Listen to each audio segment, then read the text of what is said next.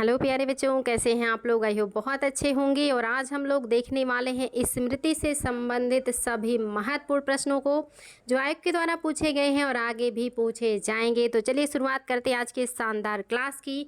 और आज आपका पहला प्रश्न है, स्मृति ग्रंथ की विषय वस्तु किस पर आधारित है। यानी कि स्मृति ग्रंथों का जो विषय वस्तु है वो क्या है। पहला उपनिषद पर, दूसरा वेद पर, तीसरा आरण्यक पर और चौथा है धर्म सूत्रों पर। फटाफट उत्तर देंगे बच्चा लोग। डिटेल क्लास में आप लोगों को पढ़ाई हूँ तो बिल्कुल भी दिक्कत नहीं होने वाला आप लोगों को। आप सभी को पता है कि धर्म सूत्रों पर आधारित है स्मृति ग्रंथ। धर्म सूत्रों में जो सामाजिक, आर्थिक, राजनैतिक, सांसारिक, भौतिक चीज़ें हैं उन्हीं के बारे में लिखा गया है आपका स्मृति ग्रंथ। नेक्स्ट क्वेश्चन है आपके सामने, स्मृति ग्रंथ में सबसे प्राचीन ग्रंथ कौन सा है। मनुस्मृति, याज्ञवल्क्य स्मृति, पराशर स्मृति या देवल स्मृति। वेरी वेरी नाइस और इम्पॉर्टेंट क्वेश्चन और बहुत आसान भी। और आप सभी को पता है कि जो सबसे पुराना स्मृति है वो है आपका मनुस्मृति। ऑप्शन नंबर फर्स्ट आपका बिल्कुल सही है। नेक्स्ट है आपके सामने प्रश्न, स्मृति ग्रंथों में सबसे महत्वपूर्ण ग्रंथ कौन सा है। मनुस्मृति, याज्ञवल्क्य स्मृति, बृहस्पति स्मृति या कात्यायन स्मृति। फटाफट उत्तर देंगे बच्चा लोग, सब आपका पढ़ा हुआ है। स्मृति ग्रंथों में सबसे महत्वपूर्ण जो ग्रंथ है वो है आपका मनुस्मृति। पहला ऑप्शन आपका बिल्कुल करेक्ट है।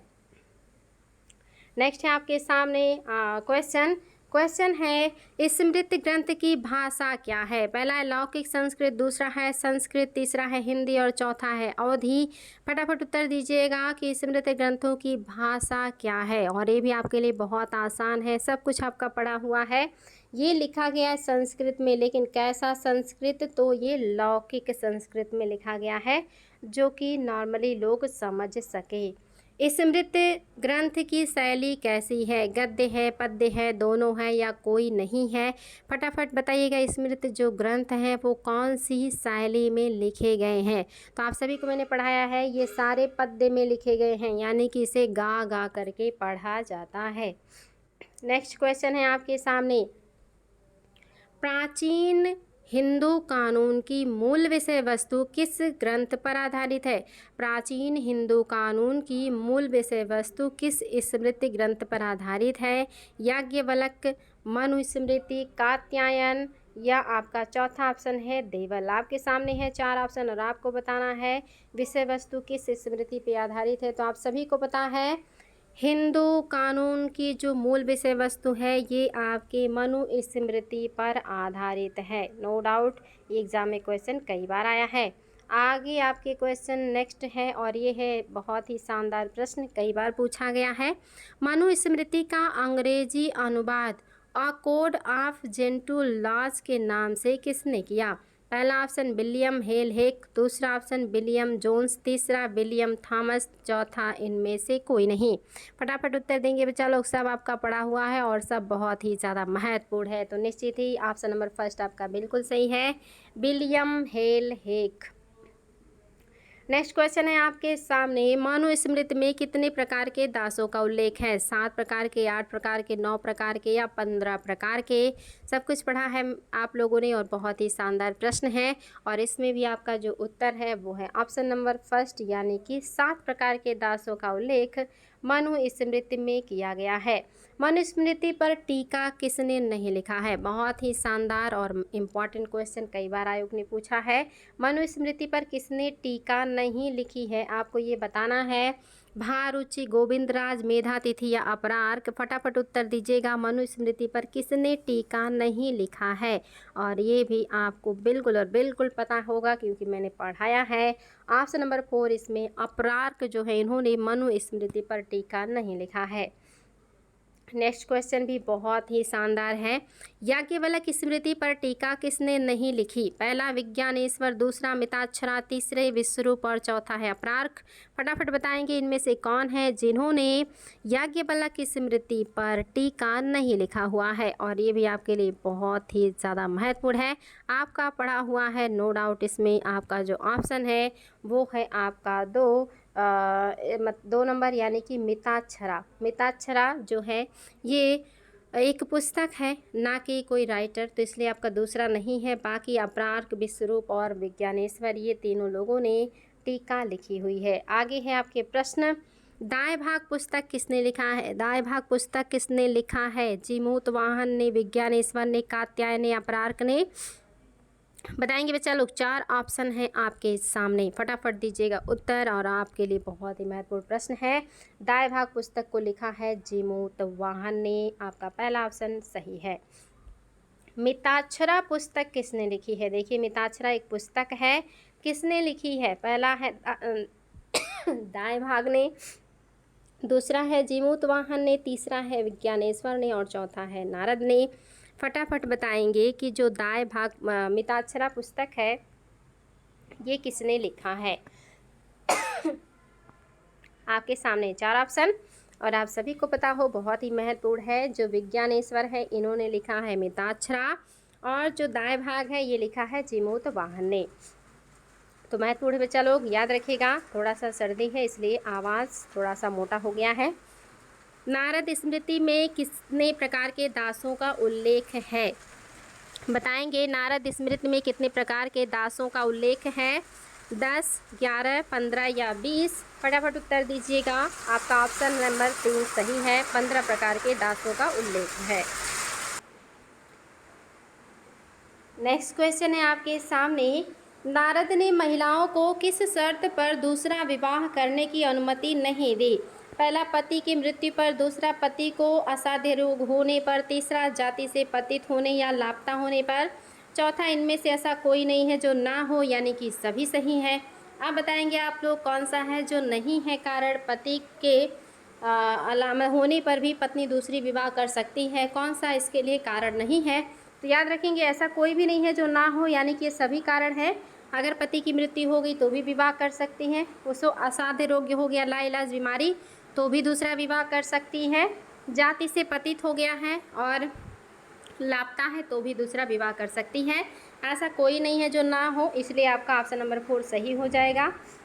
नेक्स्ट क्वेश्चन देखिए बच्चा लोग, किसने स्त्रियों को संपत्ति प्राप्त करने का अधिकार दिया है? पहला है कात्यायन, दूसरा है बृहस्पति, तीसरा है दोनों और चौथा है कोई नहीं।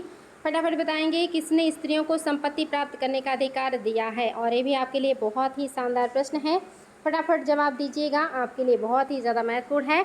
तो ये याद रखिएगा, दोनों कात्यायन और बृहस्पति दोनों स्मृतियों ने जो है दिया है कि स्त्रियों का जो संपत्ति है वो प्राप्त कर सकती, उनकी भी अपनी संपत्ति हो सकती है। नेक्स्ट देखिए, यदि किसी व्यक्ति की मृत्यु बिना पुत्र हो जाए तो उस संपत्ति का जो अधिकार है वो पत्नी का होगा। ये किस स्मृति में कहा गया है कि अगर पुत्र नहीं है और आदमी की मृत्यु हो जाती है तो पत्नी ही संपत्ति की अधिकारी होगी, अगर पत्नी भी नहीं है, बेटियां हैं, तो बेटियां संपत्ति की अधिकारी होंगी। ये कौन कह रहा है? पहला कात्यायन, दूसरा बृहस्पति, तीसरा याज्ञवल्क्य और चौथा इनमें से कोई नहीं। फटाफट उत्तर दीजिएगा कि किसने ऐसी बात कही है, तो ये भी आपके लिए महत्वपूर्ण है। ऑप्शन नंबर 2 सही है, बृहस्पति स्मृति में ऐसा कहा गया है। चलिए आगे बढ़ते हैं और देखते हैं हमारा अगला क्वेश्चन, बहुत ही शानदार प्रश्न है। कायस्थ का पहली बार उल्लेख किस स्मृति में मिलता है? याज्ञवल्क्य में, मनु स्मृति में, ओशनम स्मृति में या सभी में? फटाफट उत्तर दीजिएगा, कायस्थ का पहली बार उल्लेख किस स्मृति में मिलता है? बहुत ही शानदार है और आप सभी को इसका उत्तर पता होना चाहिए कि जो कायस्थ हैं इनका पहली बार उल्लेख मिलता है याज्ञवल्क्य स्मृति में और एक लेखक के रूप में मिलता है। याद रखिएगा, पहली बार उल्लेख याज्ञवल्क्य स्मृति में मिलता है और लेखक वर्ग के रूप में मिलता है। अगला क्वेश्चन भी बहुत ही ज़्यादा महत्वपूर्ण है।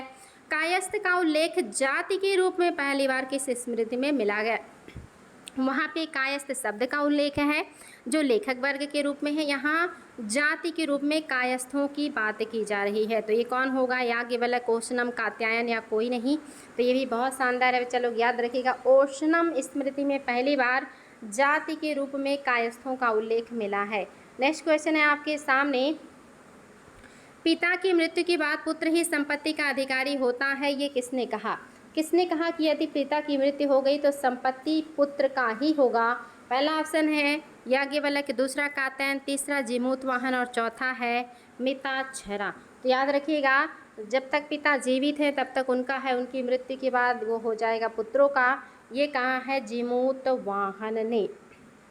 नेक्स्ट क्वेश्चन, किस स्मृति में कृषि ब्राह्मणों का व्यवसाय बताया गया है? कौन सा स्मृति कहता है कि जो ब्राह्मण है वो कृषि कार्य करेंगे? याज्ञवल्क्य, कात्यायन, पराशरण, मनु स्मृति। ये तो आपके सामने है ऑप्शन, और आपको बताना इसमें से कौन सी स्मृति है जो कहता है कि जो कृषि है वो ब्राह्मणों का प्रमुख व्यवसाय है या व्यवसाय बताया गया है। याद रखिएगा आपका जो सही है वो है पराशरण स्मृति। पराशरण स्मृति में वैश्यों का सामान्य व्यवसाय क्या बताया गया है? पहला सूद पर उधार देना, दूसरा कुसीद वृत्ति, तीसरा दोनों, चौथा कोई नहीं। तो बताएंगे बच्चा लोग, फटाफट बताएंगे कि पराशरण स्मृति में वैश्यों का सामान्य व्यवसाय क्या बताया गया है। तो ये भी बहुत शानदार है, याद रखिएगा दोनों है, सूद पर उधार देना भी है और कुसीद वृत्ति भी है। ये दोनों का मतलब ही है कि सूद पर उधार देना, कुसीद वृत्ति का मतलब भी है, और उसी का आपका हिंदी में है सूद पर उधार देना। ये दोनों बातें एक ही हैं, दोनों सही हैं। नेक्स्ट देखिए, कई बार आयोग ने पूछा है, वार्ता वैश्य का व्यवसाय था, वार्ता में क्या शामिल नहीं था? पहला है व्यापार, दूसरा है अध्यापन, तीसरा है कृषि और चौथा है पशुपालन। बताएंगे वार्ता में कौन सा चीज़ है जो शामिल नहीं है और ये वैश्यों का व्यवसाय है। तो याद रखिएगा वार्ता वैश्यों का ही व्यवसाय है, और वार्ता में जो शामिल नहीं है वो अध्यापन। व्यापार है, कृषि है, पशुपालन है, अध्यापन नहीं है, यानी कि पढ़ाने का काम नहीं है। मनुस्मृति का अंग्रेजी में अनुवाद विलियम हेल हेक ने कब किया था? 1676, 1776, 1876 या 1976? आपके सामने ऑप्शन है और आपको बताना है मनुस्मृति का अंग्रेजी में अनुवाद विलियम हेल हेक ने कब किया है। तो ये भी आपके लिए शानदार प्रश्न है, आपका पड़ा हुआ है 1776 में उन्होंने ऐसा किया था। सबसे नवीन यानी कि जो बाद में लिखा गया वो स्मृति ग्रंथ कौन सा है? कात्यायन, बृहस्पति, पराशरण और देवल। फटाफट उत्तर दीजिएगा, सबसे नवीन या बाद में लिखा गया स्मृति ग्रंथ कौन सा है? तो याद रखेंगे आप सभी को पढ़ाया है मैंने, नो डाउट, कोई दिक्कत नहीं होना चाहिए, बिल्कुल डिटेल में बताया है। आपका ऑप्शन नंबर 4 देवल सबसे बाद में लिखा गया, सबसे नवीन है ये। नेक्स्ट क्वेश्चन, मनुस्मृति की रचना किस काल में हुई थी? मूलतः किस काल में मनुस्मृति की रचना हुई? बहुत ही महत्वपूर्ण है। मौर्योत्तर काल के शुंग काल में, मौर्योत्तर काल के कण्व काल में, मौर्योत्तर काल के सातवाहन काल में, या इनमें से कोई नहीं? फटाफट बताएंगे मौर्योत्तर काल में किसके शासन काल में हुआ था मनुस्मृति की रचना? तो आप सभी को पता होगा कि जो शुंग शासक हैं, जो शुंग वंश हैं, इन्हीं के टाइम पीरियड में, शुंग टाइम पीरियड में ही हुआ है आपके मनुस्मृति की रचना। नेक्स्ट देखिए, कौन सी स्मृति मनुस्मृति पर आधारित है? कात्यायन, मेधातिथि, पराशरण और याज्ञवल्क्य। आपके सामने ऑप्शन और आपको देना है फटाफट जवाब कि कौन सी स्मृति मनुस्मृति पर आधारित है। तो याद रखिएगा आपका जो सही है वो है याज्ञवल्क्य स्मृति ही मनुस्मृति पर आधारित है। हालांकि इसमें कुछ बातें हैं जो मनुस्मृति से अलग है, लेकिन काफ़ी कुछ उस पर आधारित है। कात्यायन ने स्त्री धन को क्या बताया है? सामुदायिक बताया है, असामुदायिक बताया है, दोनों बताया है या कोई नहीं बताया है? फटाफट देंगे उत्तर, कात्यायन ने स्त्री धन को क्या बताया है? तो याद रखिएगा दोनों बताया है। सामुदायिक मतलब जो स्त्री को उसके मायके वालों के द्वारा दिया जाए वो धन, और जो उनके पति के द्वारा दिया जाए जिस पर स्त्री का पूरा अधिकार है वो सामुदायिक है। असामुदायिक का मतलब है जो ससुराल पक्ष के रिश्तेदारों के द्वारा, जान पहचान के लोगों के द्वारा दिया जाता है, इस पर स्त्री का पूरा अधिकार नहीं होता है, इसीलिए इसको असामुदायिक कहा गया है। तो आपका तीसरा ऑप्शन सही है, ये दोनों हैं, सामुदायिक और असामुदायिक में बांटा है कात्यायन ने। मिताक्षरा टीका किस पर लिखी गई है? किस स्मृति पर लिखा गया है मिताक्षरा टीका? फटाफट उत्तर दीजिएगा, बहुत ही शानदार प्रश्न है और आप सभी को पता होना चाहिए कौन सा है मनुस्मृति, याज्ञवल्क्य या दोनों या कोई नहीं। तो याद रखिएगा मिताक्षरा जो टीका है ये याज्ञवल्क्य स्मृति पर लिखा है, और इसको किसने लिखा है आज ही की क्लास में आप लोगों को पढ़ाई हूँ। नेक्स्ट देखिए, दाएं भाग टीका किस पर लिखा गया है? याज्ञवल्क्य, मिताक्षरा, मनुस्मृति या पराशरण? फटाफट उत्तर देंगे बच्चा लोग कि जो आपका दाएं भाग है ये टीका किस पर लिखा गया है। तो आप सभी को ये पता होना चाहिए, सब आपको मैंने पढ़ा दिया है, तो अब तो कोई दिक्कत नहीं होना चाहिए आप लोगों को। याद रखिएगा जो सही है वो है आपका मिताक्षरा। मिताक्षरा याज्ञवल्क्य पर लिखा गया है और दाएं भाग मिताक्षरा पर लिखा गया टीका है। और इन दोनों के टीकाकार का नाम भी मैं आप लोगों को बता चुकी हूँ। मनुस्मृति में कितने प्रकार के विवाह का उल्लेख है? 10, 8, 11, 15। आपको बताना है कितने प्रकार के विवाह का उल्लेख मनुस्मृति में देखने को मिलता है। तो आपका ऑप्शन नंबर 3 बिल्कुल सही है। 8 प्रकार के विवाहों का उल्लेख मनुस्मृति में देखने को मिलता है, जिसमें से पहले 4 विवाह को जो समाज है वो एक्सेप्ट करता है और बाद के 4 विवाह को समाज एक्सेप्ट नहीं करता है। इसमें ब्रह्म विवाह, देव विवाह, आर्ष विवाह और प्रजापात्र विवाह है। इसमें गंधर्व, असुर, राक्षस और पिशाच विवाह है। तो इसको नहीं मानते लोग, इसको एक्सेप्ट करते हैं। तो याद रखिएगा, ये 8 प्रकार के विवाह का उल्लेख मनुस्मृति ने किया है। तो ये था आज आपके लिए बहुत सारे प्रश्न जो स्मृतियों पर आधारित थे, जो बार बार IQ के द्वारा पूछे जाते हैं, आगे भी पूछी जाएंगी। बच्चा लोग क्लास अच्छा लगे तो शेयर, लाइक और कमेंट जरूर करें। आज के लिए इतना ही, फिर मिलेंगे ऐसे ही शानदार टॉपिक के साथ। Thank you.